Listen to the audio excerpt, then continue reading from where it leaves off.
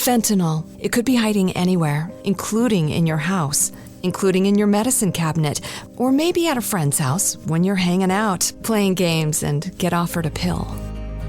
Don't take chances. If a drug didn't come from a pharmacy directly to you, you can find fentanyl using a simple strip you can pick up at your local pharmacy. Don't take it until you test it, because fentanyl can be hiding anywhere. Brought to you by the Georgia Department of Behavioral Health and Mental Disabilities.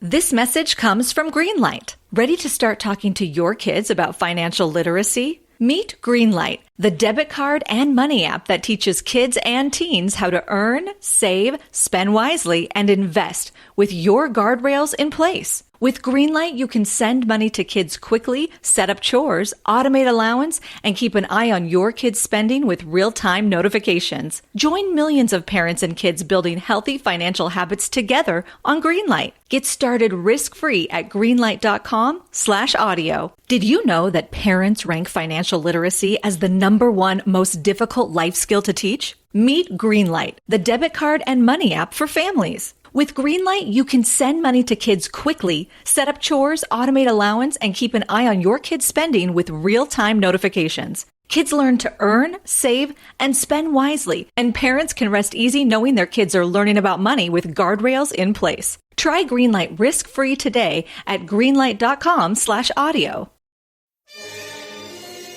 It's the Opperman Report.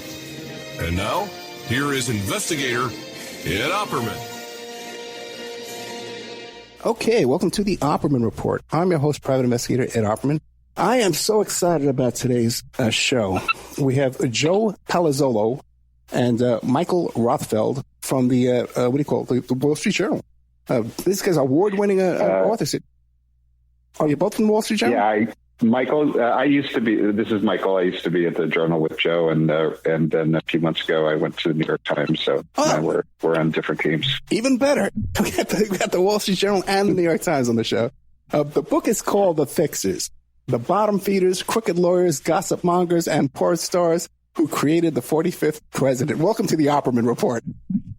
Let's start off with Joe Palazzolo. Joe, tell us about yourself. Who is Joe Palazzolo? I am an investigative reporter for the Wall Street Journal. I've been there for about a decade now. And before my most recent gig, I covered national legal issues for about 7 years there. And now I get to dig in and write a bunch of fun stories. And how about you, Michael? Tell us about yourself. Well, sure. I am a Metro desk investigative reporter at the New York Times now. And before that, I was an investigative reporter at the Journal for 9 years, where I met Joe, and we worked on these stories together. And I've worked at a few other newspapers like the LA Times, where I covered Arnold Schwarzenegger, who's in our book as well. And I live in Brooklyn, and I grew up in New Jersey, so East Coast boy. Yeah, I'm from the Bronx and then Staten Island. Now I'm gone. Let me start off. You guys, you did a lot of reporting on Roy Cohn. Some of the best reporting I've seen on Roy Cohn and his connection to Trump, and I'm really into this kind of stuff. Who was in charge of that? Well, we really collaborated on all of it. Okay.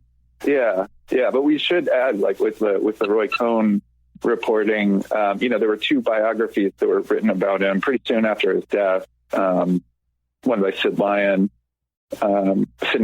sorry. And we took a lot, we leaned on those very heavily for some of the material, and found some on our own as well. Yeah, I was going to ask you, who else were your sources? Did you have current day sources besides previous authors? Yeah, we did. I mean, we can't. We sort of say in our author's note that we're not going to discuss who we spoke with and who we didn't spoke with, but we could say that we definitely spoke with people who were familiar with Roy Cohn and his relationship with Trump at the time.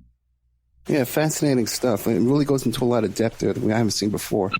So what is in this book? What are we going to find in the book? The fixers, the bottom feeders, crooked lawyers, gossipmongers, and porn stars. Well, the book really, Joe and I together at the Journal broke the Stormy Daniels hush money story and one about Karen McDougal, the Playboy model, and which was right before the election. So we kind of set out to dig into, like, how did we get a president who has a lawyer who pays off a porn star and who has a tabloid publisher, a National Enquirer, pay off a Playboy model, and kind of similarly, like, has some other guy running around in Ukraine trying to dig up dirt on his political opponents. And so the book tells the story of how Trump used other people over the years to kind of do this kind of dirty work for him and keep his hands clean. And ultimately, and Roy Cohn, who you mentioned, is the first, and Michael Cohen, his personal lawyer, is the second one in our book. Michael Cohen and David Pecker are the other ones in our book. And so when things go bad, then Trump is, his hands are clean, but these other people, they take the fall. And so we kind of tell the story of how all this happened and how where we are today with impeachment. It's kind of like he's a reality star. We're in the season finale of the impeachment reality show. We tell the story of how the roots of that actually go back many years and how he used people. Yeah, and just to add to what Michael's saying, we wanted to render this world that he came from. He's a tabloid president. These people that he was associating with at the time, they're all extremely colorful individuals. Like Ed, you were mentioning, Roy Cohn, who was kind of this celebrated villain. He was brilliant, had a photographic memory, but he was also a crook, and was a crook and a bully, and put his skill set to use for Donald Trump. And then there's, David Pecker, who's an accountant who, rises through the ranks to become a publisher.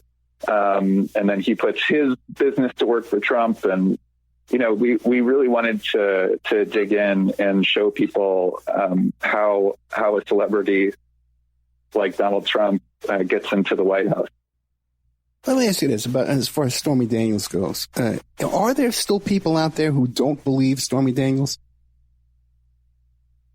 I don't know. It's a good question. I think we certainly get emails from readers doubting the validity of her story. But in our reporting, she told a lot of people about the affair contemporaneously. Every bit of information that we've seen sort of corroborates her story. Oh yeah, absolutely. But what about Trump? Has Trump ever gone back on that? Because he lied to our faces, telling us, "Oh, that never happened." And has he ever changed his story? No, he hasn't admitted that he slept with Stormy Daniels. In fact, I think when he had a legal victory against her last year, he tweeted about her and called her Horseface, which was a nickname. We have it in the book that he was privately calling her Horseface, and then he had some victory in a lawsuit she filed against him and tweet Horseface at her. But to your point, sure, there are people who are not going to believe that he slept with her regardless of what we say or whatever the evidence is, because that's kind of how we are.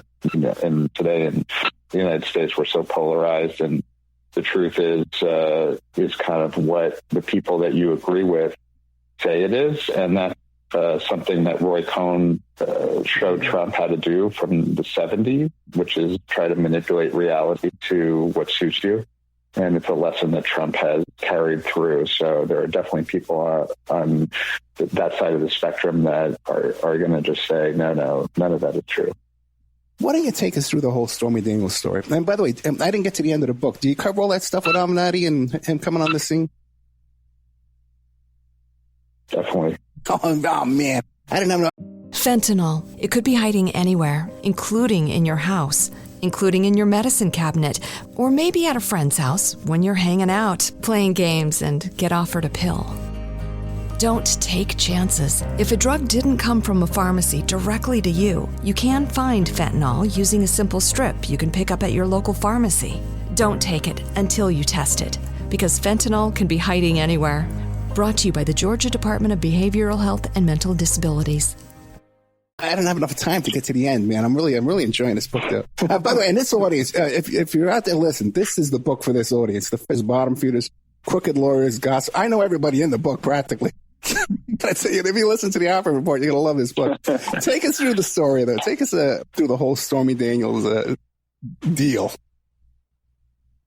Okay, so our reporting started with Karen McDougal, right? And that's kind of what led us to Stormy. We reported in that first story about McDougal that she was represented by a lawyer named Keith Davidson, LA lawyer, kind of a scandal broker. And we also reported in that story that he had represented Stormy Daniels, but we didn't know at the time who or if she'd been paid off. We suspected she was because, like McDougal, she had been in talks with media and kind of broken them off suddenly before the 2016 election. So fast forward to late 2017, we had continued our reporting in the National Enquirer, and through that, just kind of plugging away. There was the love child story that we didn't end up reporting at the time. This is a doorman had come in to the National Enquirer with a story about Trump fathering a love child with an employee. And the National Enquirer had paid him $30,000 basically for that story and taken it off the market. Anyway, so finally we get to this moment where we're out with a source. We're having drinks and we keep sort of hammering away at the source. Who paid Stormy off? Who paid Stormy off? And the source says, think taxis. And right then, Michael knew right away. He had been reporting on Michael Cohen prior to the election, and knew that Michael Cohen owned taxi medallion. Mm-hmm. So that was like that really set us on the path. Yeah, Michael Cohen. You delve into a lot of his past life. I had no idea he was so involved in politics. Was Michael Cohen a source for this book? Did he cooperate? Well, again, like Joe said, we can't talk about sources just because we made a rule that we don't want to say one person's a source because then it becomes elimination over who helped us or who didn't. But as we say, we have made efforts to talk to everyone who's in the book, including Michael Cohen, Stormy Daniels, Karen McDougal, other ones who are more kind of supporting characters like Gina Rodriguez, who's the mistress of scandal in LA, who was Stormy's manager, and Keith Davidson, who's a lawyer who brokers like sex tapes and other dirt for celebrities and powerful people who was involved in both of these deals. So, we have made sincere efforts to get all the information in front of every single person who is a part of this book. I noticed that you had some text message, some contents of emails and stuff like that. Now, this figure of $150,000, that's or was it $130,000 that Stormy Daniels was paid? It always struck me that was a really low ball figure. You've actually seen emails with that figure? Well, go ahead, Jeff. Go ahead, Michael. There's an agreement. It's an NDA that was actually, well, first of all, we had sources when we reported that who told us the number, and we had several sources who corroborated that for us. So when we first reported that in January of 2018, that was how we knew the amount. And then after that, soon after, Stormy Daniels sued Donald Trump, and in her lawsuit, which Michael Avenatti represented her on, she attached the non-disclosure agreement that she had made with Michael Cohen, Trump's lawyer, and his shell company. And in that, it mentioned the number of $130,000. And I guess there's some evidence of the wire transfer too as well? Yeah, the wire transfer, but also there are text messages that we have. We kind of give a blow by blow of how the Stormy deal transpired, and we have these, in the book we have these text messages between Gina, who again was Stormy's agent or manager, and Dylan Howard, who is a top editor at American Media, the publisher of the National Enquirer. And they're kind of doing this rapid fire negotiation because at the time the Enquirer was considering picking up Daniels' story, and Gina is starting at, upwards of 200,000. And then, he's been Dylan kind of laughs in the text message and says, no, that's way too much. And then they get down to around 130. And so that's kind of how it happened. We know that Stormy Daniels wanted to get at least $100,000 out of the deal. And once you kind of took away the lawyer's fees and Gina's fees, she got about 96,000. So it was almost on the nose. Another fascinating part to all this is that Trump actually never comes out of pocket on any of this, does he? He did eventually pay back Michael Cohen for the Stormy Daniels. So Michael Cohen took it out of his home equity line to pay Stormy, and then he was really upset because Trump didn't pay him back for a few months, complaining about it. And he actually had David Pecker, the publisher of the National Enquirer, ask Trump to give him a bonus, and Trump said, Michael's got enough money, and he didn't pay it for that. And eventually, the Trump organization with Michael came up with this plan to pay him the money back in monthly retainer payments, like as if it was a legal retainer, but in fact it wasn't, which is what the federal prosecutor said when they investigated Michael Cohen, that this was just kind of like a sham agreement to get Michael the money back starting in February of 2017 and then through the end of the year. And with the Karen McDougal deal, David Pecker paid for that. Yeah, that's right. So Pecker lays out the $150,000 for this contract. And, Cohen tells Pecker, the boss is going to pay you back. And that was sort of the intention all along. And they were going to arrange for Pecker to be paid back through another agreement. Basically, Cohen and Trump were going to buy the rights to Karen McDougal's story from the National Enquirer. And so they draft up this contract. And Pecker uses his HR guy. He's a consultant, though. He's not actually on the AMI payroll, or he's not an employee. And this deal is about to go down, and Pecker speaks with his lawyer and lets him know that he's going to transfer the rights. And his lawyer is like, you're crazy. This is going to look terrible if it ever comes out. So Pecker thinks better of using this contract or selling the rights to Karen's story to Cohen, and Pecker then tells Cohen to rip up that contract. And Cohen does. Fentanyl. It could be hiding anywhere, including in your house, including in your medicine cabinet, or maybe at a friend's house when you're hanging out, playing games, and get offered a pill. Don't take chances. If a drug didn't come from a pharmacy directly to you, you can find fentanyl using a simple strip you can pick up at your local pharmacy. Don't take it until you test it, because fentanyl can be hiding anywhere. Brought to you by the Georgia Department of Behavioral Health and Mental Disabilities. Doesn't rip it up, obviously, because then the FBI obtained it when they searched his home, hotel room, and office. Now, in the book, you go into the relationship between Pecker and Trump, right, early on. And you kind of lay it out that, they became friends, hanging out at Mar-a-Lago and stuff like that. But do you think there could be something more to this relationship? Well, it was for Pecker. It was.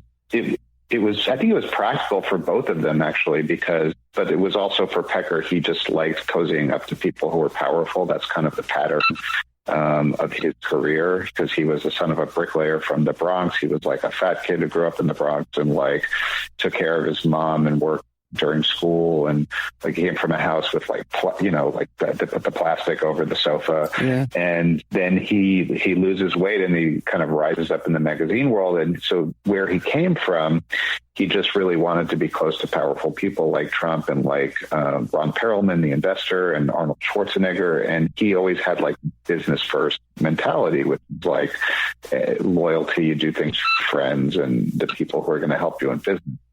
So for Pecker, there was a business aspect to it. One thing, Trump would give him tips. Perelman was an investor in some of the magazines, and then he would protect them. Trump would give him tips. He would hitch a ride on Trump's plane from Mar-a-Lago, because the National Enquirer was based down there near Mar-a-Lago. And when Trump was down, people told us who worked down there, Pecker would hang around for a few days in Florida just until he knew Trump was going back, just so he could get a ride back on the jet and rub shoulders with Trump. So from Trump's perspective, he had been in the National Enquirer's pages for many years when he was getting divorced from Ivana, and he was having his affair with Marla Maples, and then Marla had cheated on him, and that was all in the tabloid pages. Once Pecker comes on the scene, Trump is protected, and they don't touch him for many years. In fact, then they start promoting his political ambitions in 99, and they call him like a bajillionaire, Donald Trump. It's like very fawning coverage. So that's how that helped Donald Trump actually create the myth of this fabulously wealthy and successful developer, in part through the National Enquirer and David. Yeah, it really is fascinating where we've come to today, how we've wound up in this place, Even 5 years ago, if you would have said, well, the president of the United States, we would be talking about his dalliances with these porn stars and these characters here, you wouldn't have believed it, that we've stooped this low. Totally crazy. Yeah. It's nuts. I mean, it was so much fun for us, like diving into this. I mean, two Wall Street Journal reporters. This isn't the kind of thing that you typically report on at the Wall Street Journal. But when we got the tip, actually Joe's editor, Ashby Jones, got the tip that someone was running around paying money for Donald Trump. And then, Joe, you can talk about just diving into this world of like scandal brokers and paparazzi. Yeah. I mean, it's not a world that we're familiar with as Wall Street Journal reporters. But it was, so Keith Davidson was kind of the first person that we learned about, because that's what the tipster had told us. They said that this guy, Keith Davidson, was going around paying off Trump's women. And we didn't know at the time if that meant that he was working with Donald Trump or, if he was working against him or somewhere in the middle. But, we just kind of did the typical like smile and dial. We made spreadsheets of people around, Davidson, found out who his clients were. And eventually that led us to Karen McDougal. And we caught a break too, after calling people we got the tip in mid-October of 2016. So, right on kind of the eve of the election. So we were in a big hurry because obviously if this were true, we wanted it to get out before the election so that voters had an opportunity to read the story. And so we got our break when one of the sources that I had been talking to told me that Karen McDougal was on ABC, or had been talking to ABC and had cut off communication. They said that it was a woman named Karen who lived in Arizona and had been a Playmate of the Month. And there are apparently 9 Playmates of the Month named Karen in the history, only one of whom lives in Arizona, and that was Karen McDougal. And then pretty soon after, someone called me and said, I think I can help you out. And then that led to this, sort of spy versus spy scene where I was in Grand Central Terminal and I'm meeting someone, by the big brass clock in the middle. And he hands me a manila folder that has Karen's contract with the National Enquirer.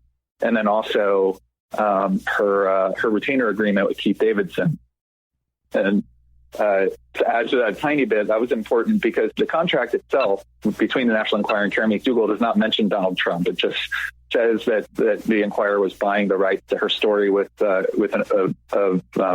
affair with, quote, any then married man. But the retainer agreement very clearly stated that Keith Davidson was representing her in potential claims against Donald Trump. So putting those two together, we were able to write that first story.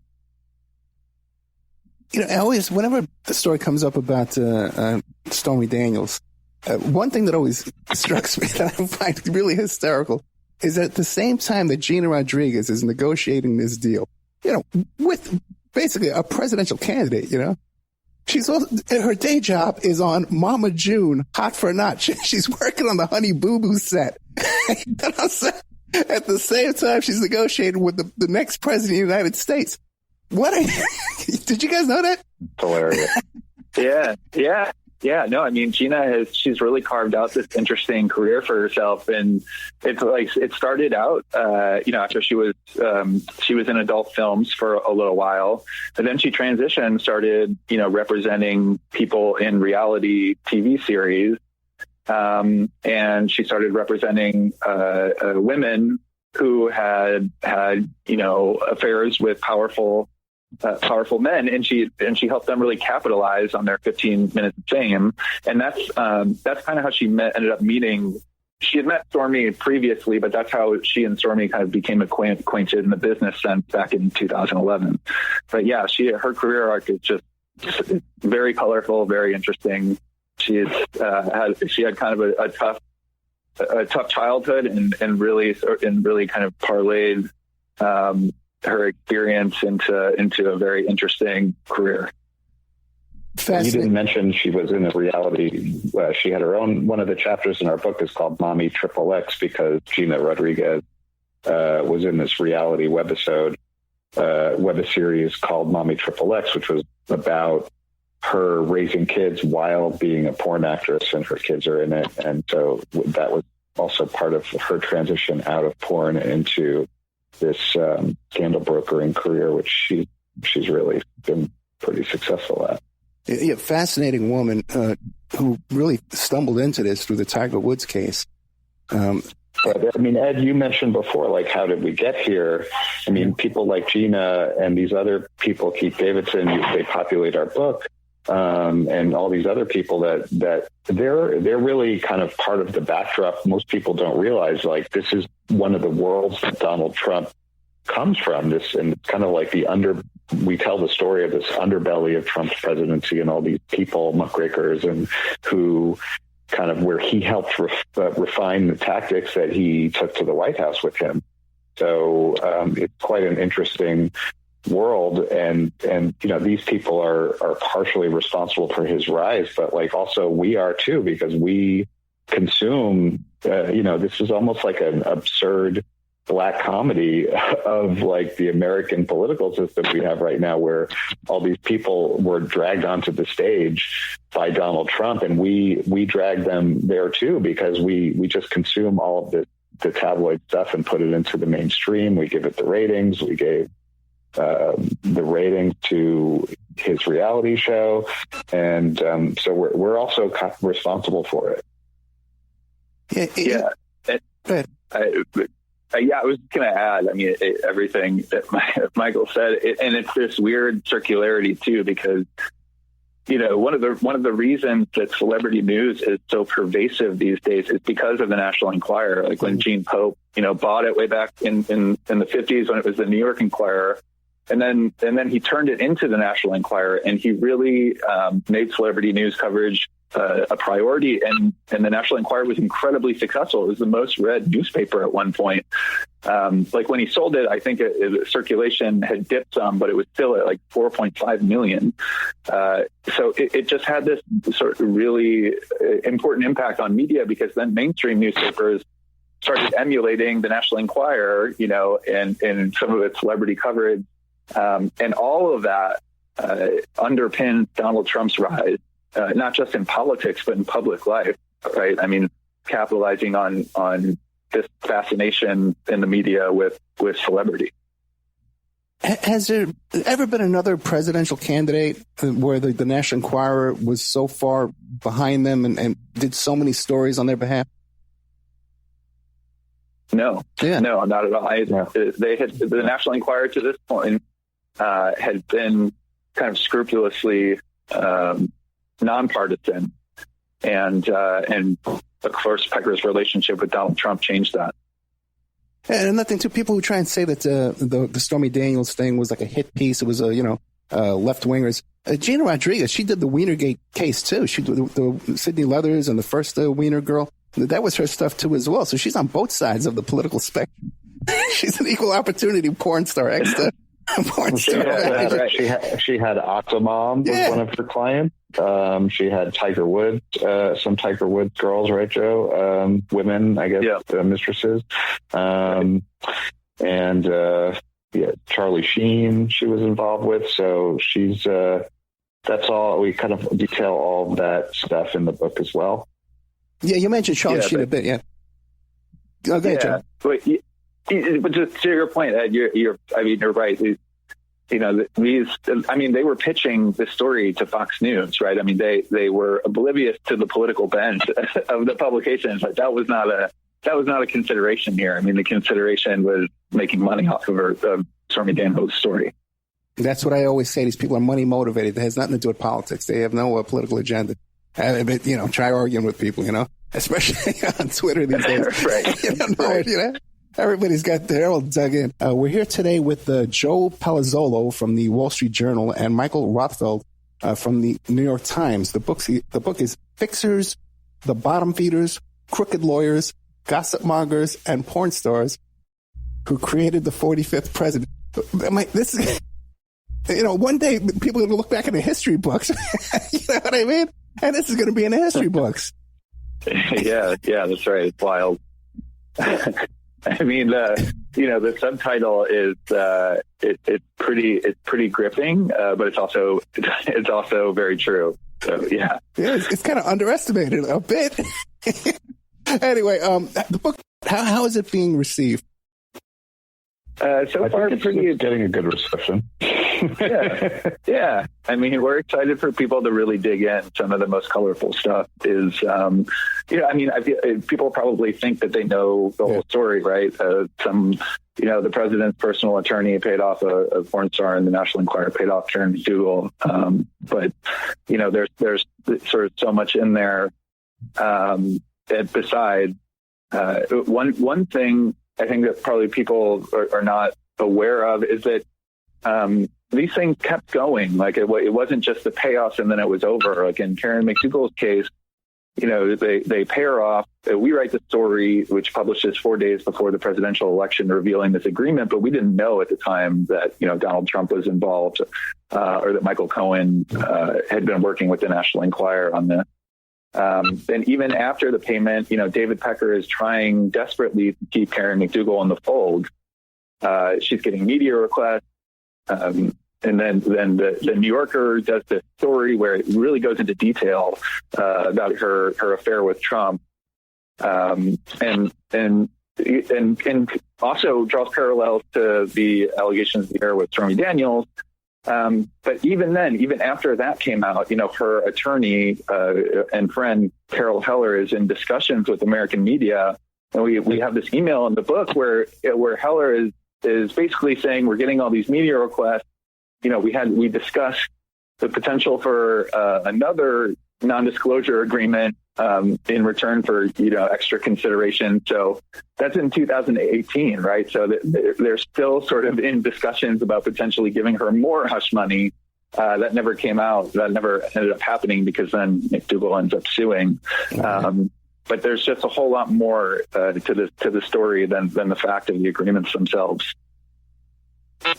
Yeah, we have a lot of kind of cool scenes that were never reported anywhere, like the editor of the National Enquirer, Dylan Howard, who's this Australian journalist, and helped David Pecker effectuate these deals.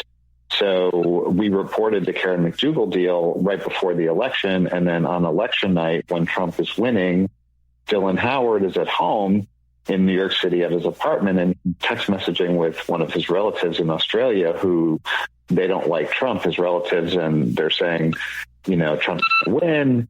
And Howard texts back to his relative, well, at least if he wins, the good news is I'll be pardoned for electoral fraud. And he's kind of a sardonic type of guy. So Fentanyl. It could be hiding anywhere, including in your house, including in your medicine cabinet, or maybe at a friend's house when you're hanging out, playing games, and get offered a pill. Don't take chances. If a drug didn't come from a pharmacy directly to you, you can find fentanyl using a simple strip you can pick up at your local pharmacy. Don't take it until you test it, because fentanyl can be hiding anywhere. Brought to you by the Georgia Department of Behavioral Health and Mental Disabilities. It's gallows humor, but it's pretty funny in that we now get to show the discussions that were going on as we were behind the scenes, as we were reporting all of this stuff. We report on what Michael Cohen was doing behind the scenes, like trying to craft messaging with Trump spokeswoman about our story and saying, what was it, Joe? They wrote a press statement that said, "Oh, this is just a liberal media elite who's trying to tarnish Trump." But Trump actually rejected that. We have all this stuff in the book about behind the scenes, how they were working to try to cover it up. And then Michael Cohen and Hope Hicks, who Trump spokesman, were gloating that the Karen McDougal story didn't get more traction right before the election. So it's a lot of cool behind the scenes stuff that we were able to put in the book. You mentioned he was talking about election fraud. What about Pecker? Pecker did get swept up in the Mueller investigation, stuff like that. Did he ever face any charges? What was the outcome of that? He didn't. He got an immunity deal with the U.S. Attorney's Office in Manhattan. So basically they went to a judge and gave him protection to testify for a grand jury, and he was probably the most important witness for the Southern District of New York, the prosecutor, to put Cohen in prison for 3 years, because Pecker had the firsthand knowledge about then candidate Trump's involvement in the Stormy Daniels and Karen McDougal deals. How do you guys come away? It wasn't the Mueller investigation, though. This was like an outgrowth of the Mueller investigation. We started investigating Michael Cohen, and then we reported this Stormy Daniels deal, and then they started investigating Cohen for campaign finance fraud, and that's when Pecker gets swept up into it in New York.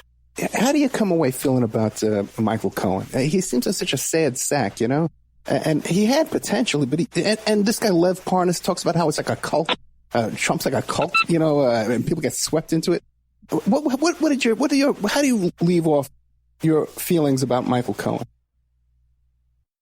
Kind of a complicated character because he literally was like in a cult of Donald Trump. Yeah. He was this guy from Long Island who became a lawyer, went to one of the worst law schools in the country and starts doing personal injury work and buys a taxi medallion.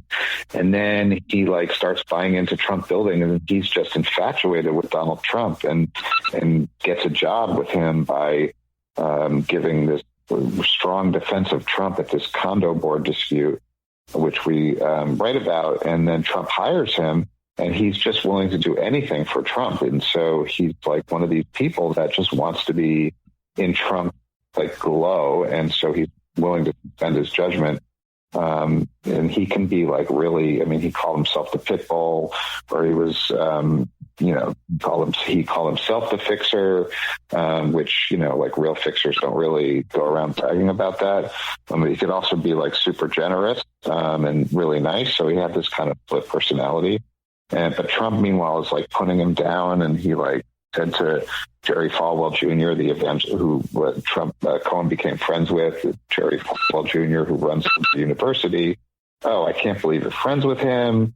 He tried to get Cohen to quit one time. He cut his salary in half." So he's kind of abusive to Cohen, but Cohen just takes it until the point where he's faced with going to prison, and then all of a sudden he's turned, and he's saying, "Oh, I'm out of the cult now."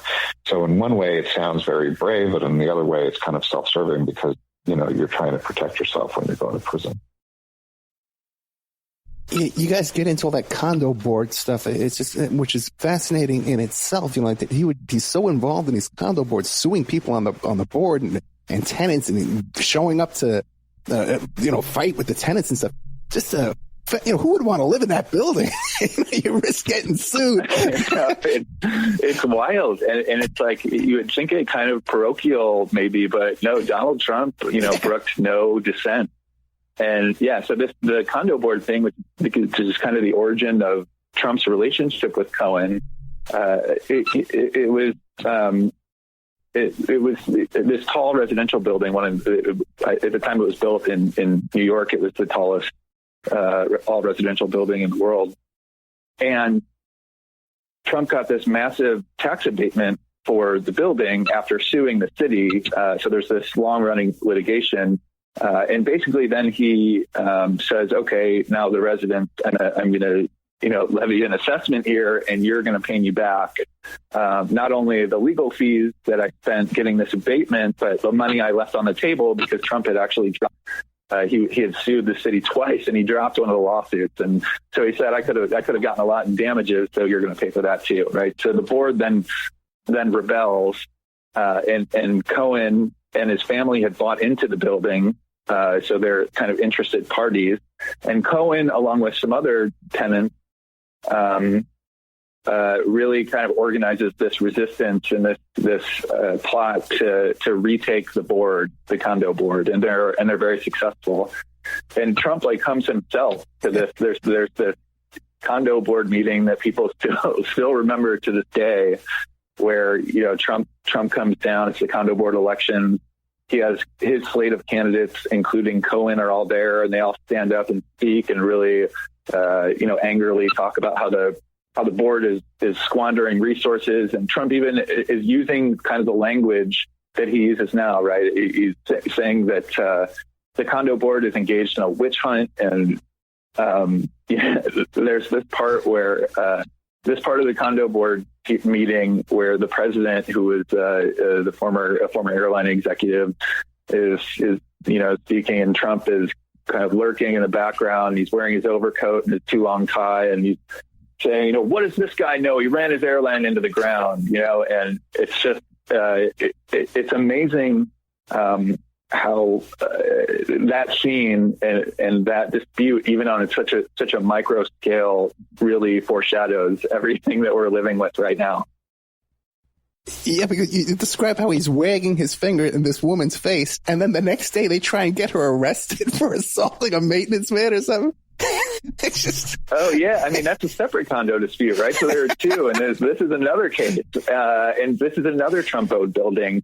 And this woman, Eugenia Kay, was not happy with the board, and the board was controlled by Trump, essentially. And she got all these proxy votes and had, Trump Jr., who sat on the board, and the entire board voted out. And they did not take kindly to that. So, yeah, it's a holiday party, which was soon after this vote, basically turned over the entire board and sending. Fentanyl. It could be hiding anywhere, including in your house, including in your medicine cabinet, or maybe at a friend's house when you're hanging out, playing games, and get offered a pill.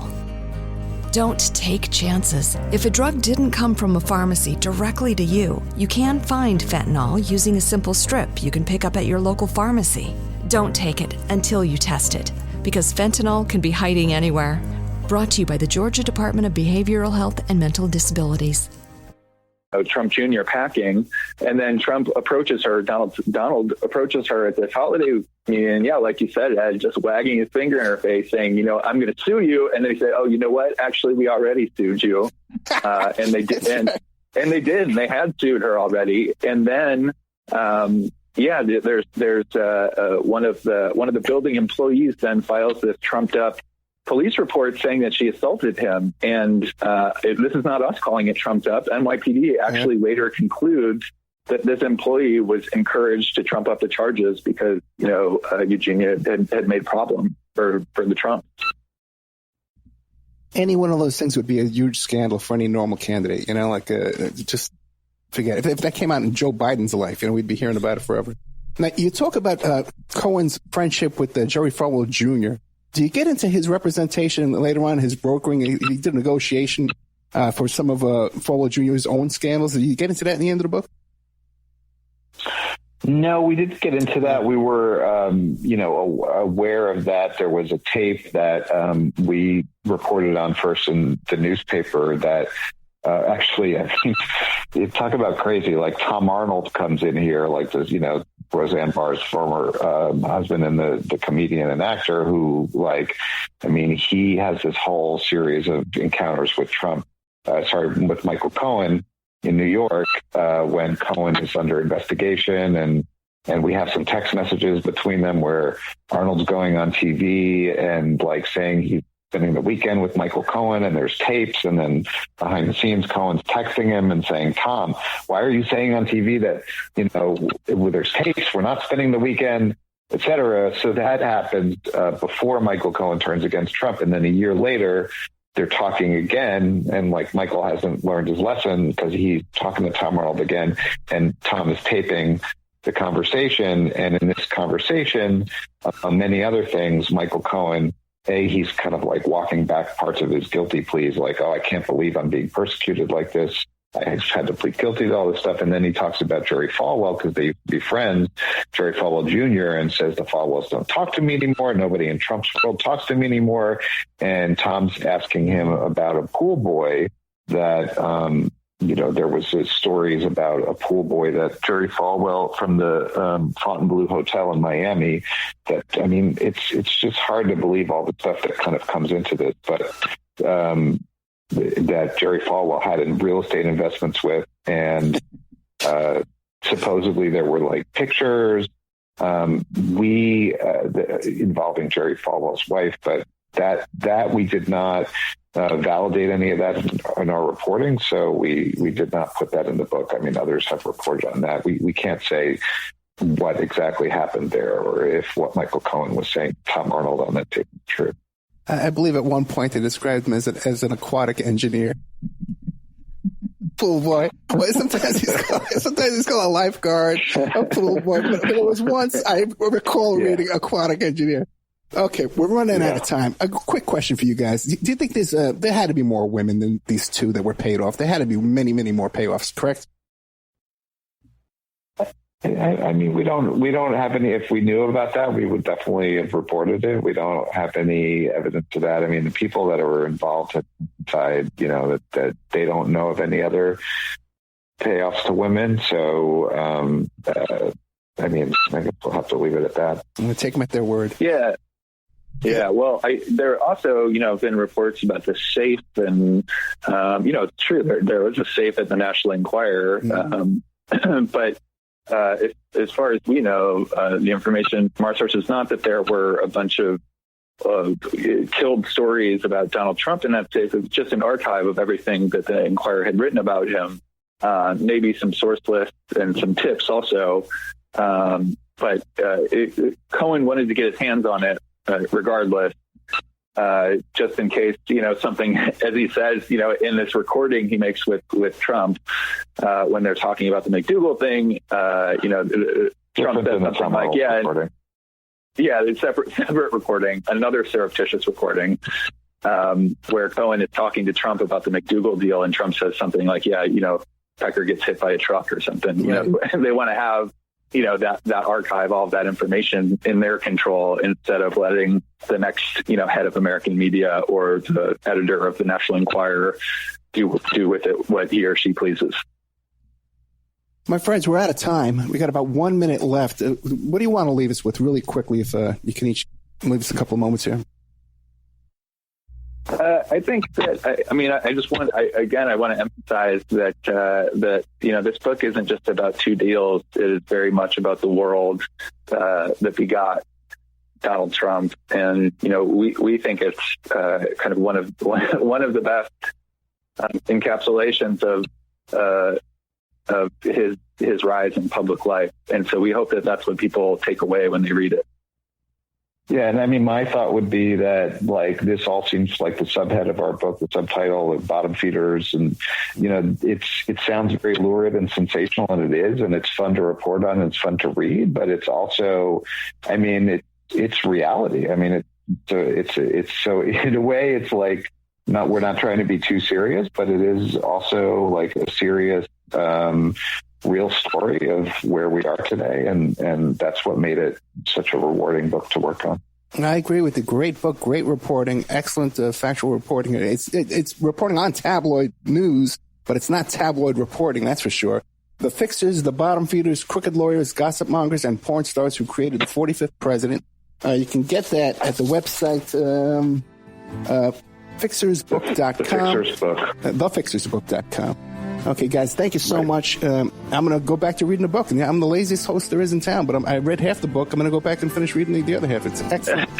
Okay. Thanks, Ed. No, thank you, guys. Thanks very much. Great talking to you. Good night.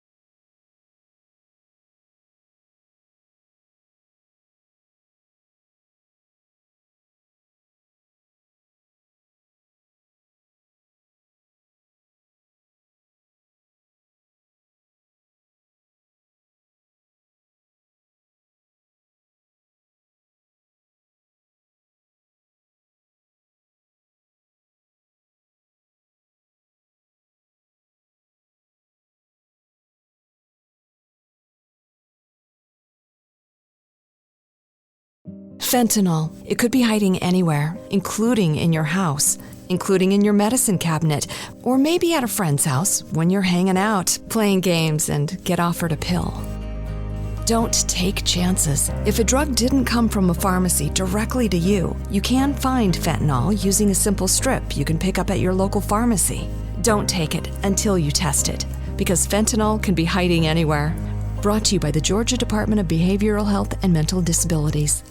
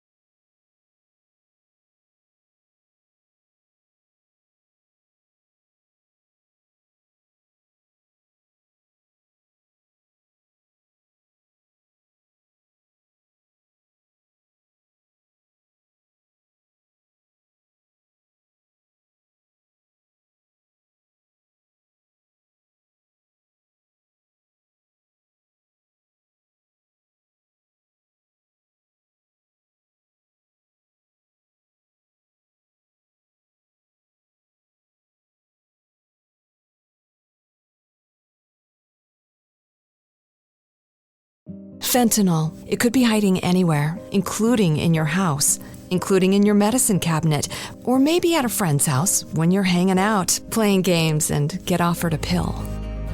Don't take chances. If a drug didn't come from a pharmacy directly to you, you can find fentanyl using a simple strip you can pick up at your local pharmacy.